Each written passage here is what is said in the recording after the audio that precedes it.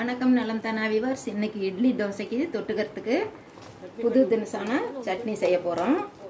எப்பொழுதும் வெங்காயம் தக்காளி வச்சு அரைப்போம். இந்த தடவை கொஞ்சம் ஸ்பெஷலாக பண்ணி செய்ய போகிறோம்.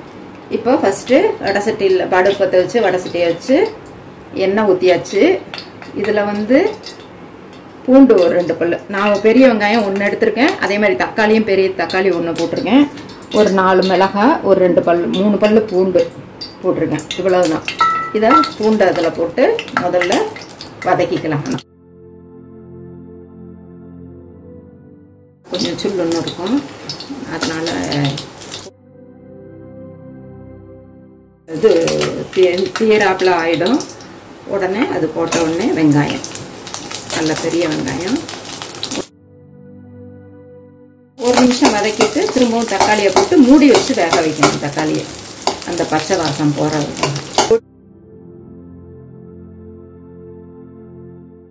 அதுக்கு தகுந்தாப்புல சட்னிக்கு தகுந்தாப்புல உப்பும் போட்டுக்கலாம்.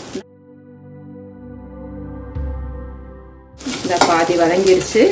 இப்போ தக்காளியும் போட்டு வதக்கையில் வெங்காயமும் இன்னும் கொஞ்சம் கூட கொஞ்சம் வதங்கிடும். இதுவும் நல்லா வதங்கிடும். இது கொஞ்சம் நல்லா வதங்கணும். அப்போ தான் நல்லாயிருக்கும். மற்ற சட்னி வெறும் வெங்காயம் தக்காளி வைக்கல, ஒரு ஆஃப் வதங்கினா போதும்.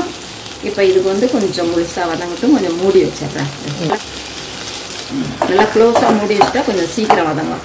பெரிய மூடியாக போடுறத விட குவான்டிட்டிக்கு தகுந்தாப்புல நம்ம மூடியை வச்சுருக்கோம்னா வெங்காயம் வதங்கிடுச்சு. தக்காளியும் நல்லா இப்படி கரண்டி வச்சு மஸ்ட்டு. இப்போ வர தக்காளிங்க தான் கெட்டிமாக இருக்குது. இந்த இப்படி வச்சு அமுக்குனாவே அமுங்கிடும். அது வலிக்கிட்டு ஓடுது. மற்றபடி வதங்கிடுச்சு. நடுப்புற ஒரு 2-3 தடவை இது அளவு தகுந்தாப்புல பொட்டுக்களை இன்க்ரீஸ் பண்ண வேண்டியதான். நான் ஒரு வெங்காயம் பெரிய வெங்காயம் போட்டுக்கிறதுனால 1 ஸ்பூன் அளவுக்கு இது மட்டும்.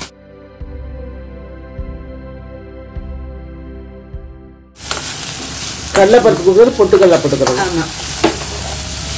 இப்போ ஆஃப் பண்ணியாச்சு.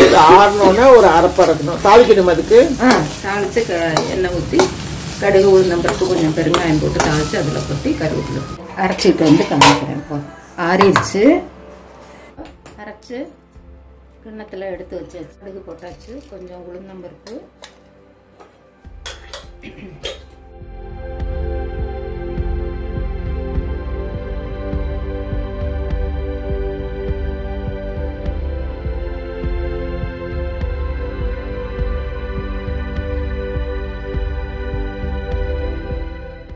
நீங்களும் செஞ்சு பாருங்க. இது புது விதமான சட்னி. நலம் தானா சேனலுக்கு சப்ஸ்கிரைப் பண்ணுங்க, பெல் பட்டனை பிரஸ் பண்ணுங்க. வேற ஒரு வீடியோவில் பார்க்கலாம். தேங்க்யூ.